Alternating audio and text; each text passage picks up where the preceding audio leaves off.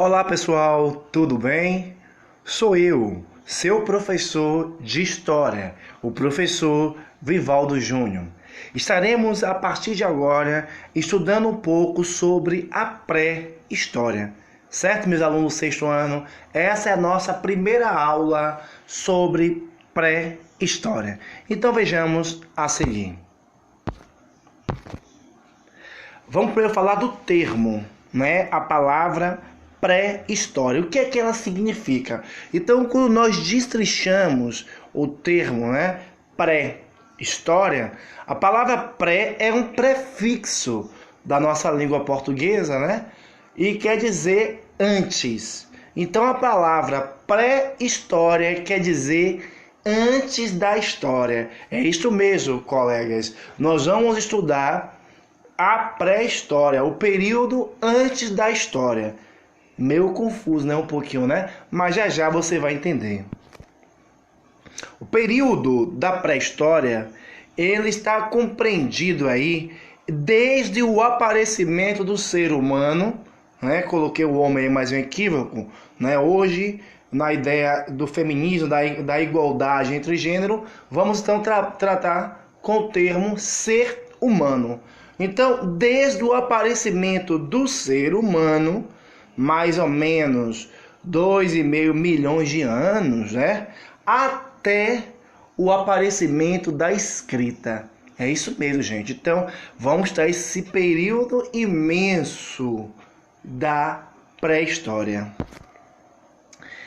Então, Vivaldo, quando começa a história? A história começa a partir do aparecimento da escrita, que aconteceu por volta do ano 3.500 a.C. e 3.000 anos a.C., mais ou menos nessa data aí, que nós vamos estudar posteriormente com os povos mesopotâmicos. Então, o que é história? Segundo alguns historiadores, história só acontece quando aparece a escrita. Nós já estudamos o que é história, mas para alguns historiadores, a história acontece quando aparece a escrita. Enquanto a escrita não aparece, é a pré-história. Bem, hoje, obviamente, os críticos trazem essa questão. Quer dizer, os povos que habitaram, ou as pessoas que viveram o período antes do aparecimento da escrita, não tiveram história? Claro que tiveram história, né? Então essa divisão é apenas uma divisão didática. Ainda hoje estudamos assim, pré-história, história antiga, e aí vai. Então vamos ver isso numa posterioridade. Neste ano, vocês vão estudar comigo apenas a pré-história, a história antiga e a história medieval. Correto? Vamos seguir adiante. Então, como está, professor Vivaldo, dividida a pré-história? Pois bem, a pré-história está dividida em período paleolítico, como está escrito, mais ou menos 4,5 milhões de anos até 10.000 anos antes de Cristo. Nós já estudamos o que significa A.C., quer dizer antes de Cristo. Então, todo o período que nós vamos estudar da pré-história aconteceu antes de Cristo, perfeito? Depois vamos ver também, né, o período neolítico, que aconteceu 10.000 anos antes de Cristo até 5.000 anos antes de Cristo, perfeito? E depois vamos estudar a Idade dos Metais, que vai se aproximando, né, do período histórico, né?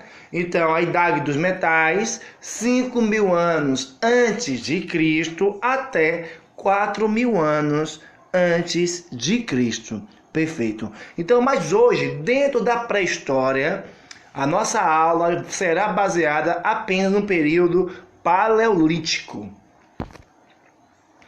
Então, como vimos aí, o período paleolítico, ele começa mais ou menos 4,5 milhões de anos atrás, até 10.000 antes de Cristo. A palavra paleolítico, vamos destrinchar também, né? paleolítico. Paleolítico, ok? Vamos destrinchar.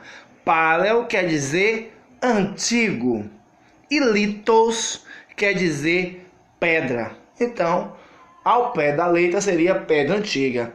Também existe um outro nome que nós podemos dar ao período paleolítico, que é chamado de Idade da Pedra. Voltou aí, Pedra Lascada. Perfeito? Vamos seguir. Então, quais são as características principais do período paleolítico? Vejamos. Os povos que habitaram o período paleolítico, eles eram nômades. Professor Vivaldo, o que seriam os nômades? Nômades seriam pessoas que não tinham moradia fixa.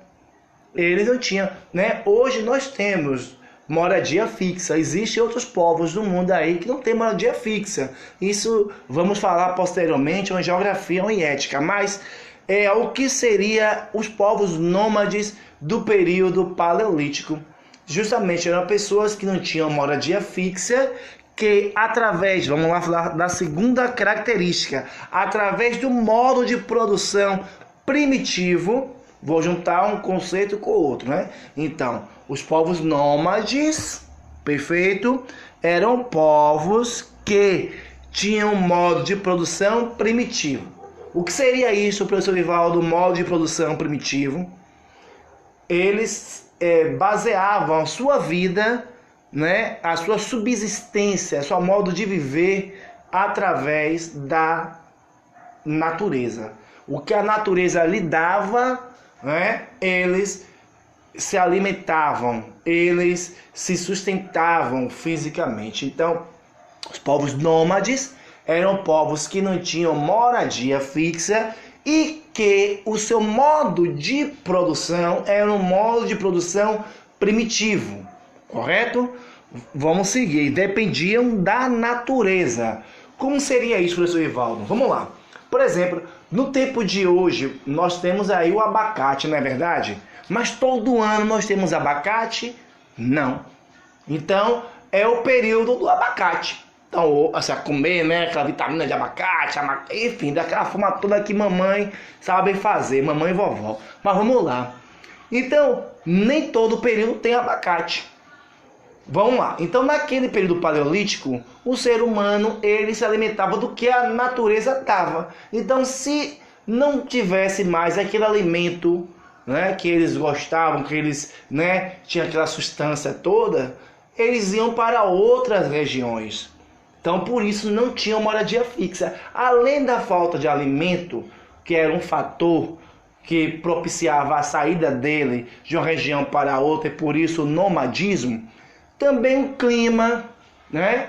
O clima, a temperatura, tudo isso são fatores que faziam com que os agrupamentos, inicialmente não eram nem agrupamentos, mas, né, o ser humano do período paleolítico saísse de um lugar para o outro através do nomadismo.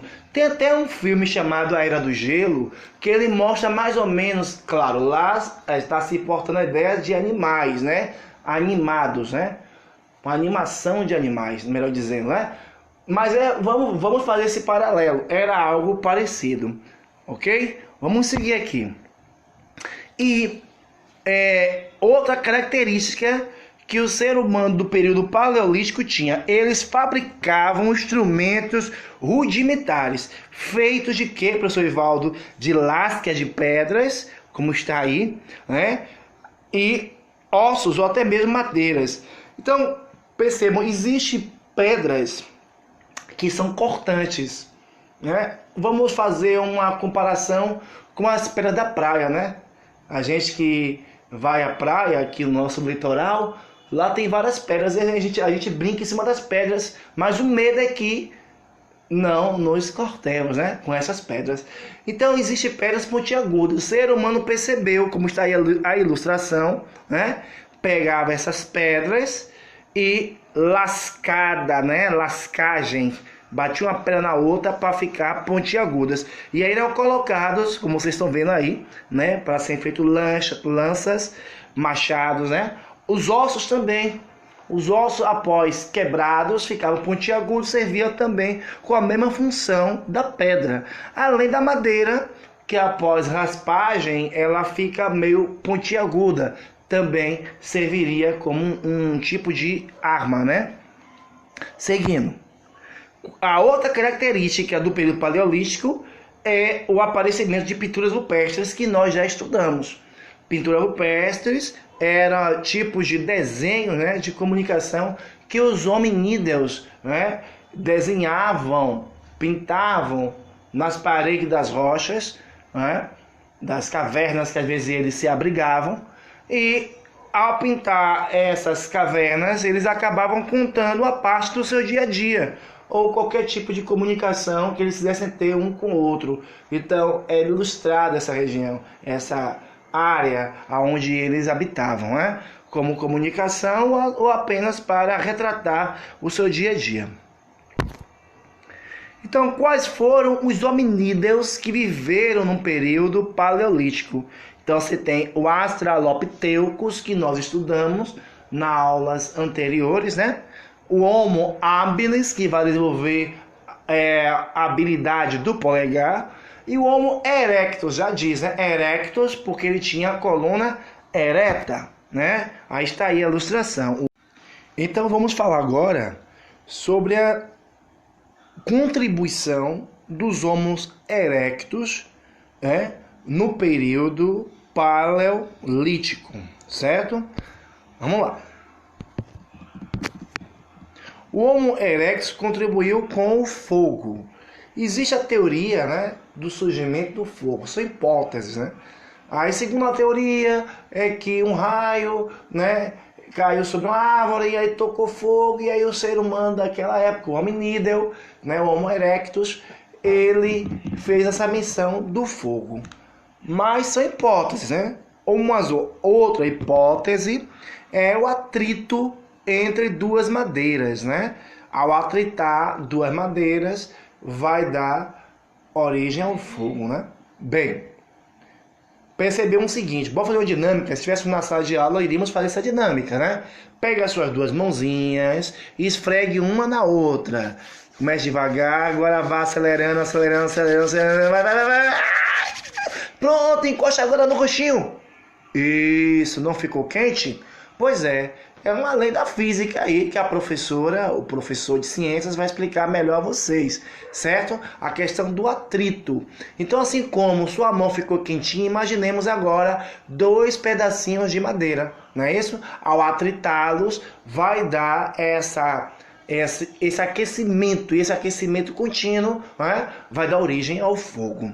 Uma outra forma do fabrico do fogo, se o fogo é fabricado, né, mas que vai dar origem ao fogo, é bater uma pedra na outra rápido. Vai sair uma chamada faísca.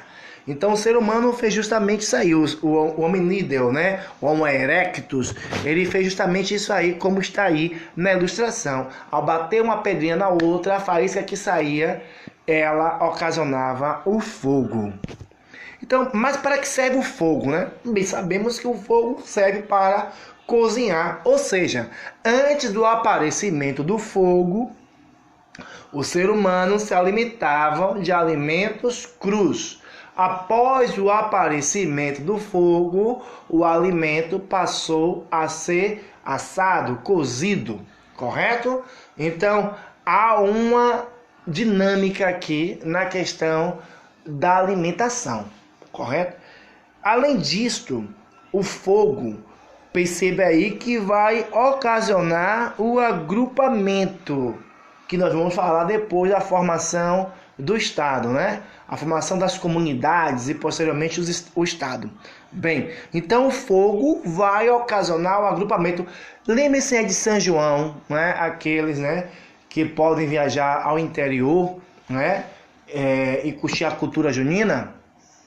Quando se faz uma fogueira, as pessoas vão próximas à fogueira para assar o milho, assar uma carne, ou em um acampamentozinho que se faça, né? Se faz uma fogueirazinha e lá se assa o milho, se assa uma carne e todo mundo se junta próximo ao fogo para se aquecer, para conversar na linguagem de vocês, resenhar, né? E comer algo ali que pode ser assado ou aquecido na fogueira. Então, é algo parecido que aconteceu. Então, esses agrupamentos, né, ao redor do fogo, da família e de outros, é que vai dar origem às comunidades. Seguindo. Outra situação que o Homo erectus vai descobrir é a roda. Então perceba aí, né, a evolução da roda do tempos remotos, bem antigos, né, à atualidade. Perfeito? Bem, então agora encerra-se a nossa primeira aula, né, sobre a pré-história e do período paleolítico. Espero que vocês tenham gostado. Tchau, tchau e até a próxima.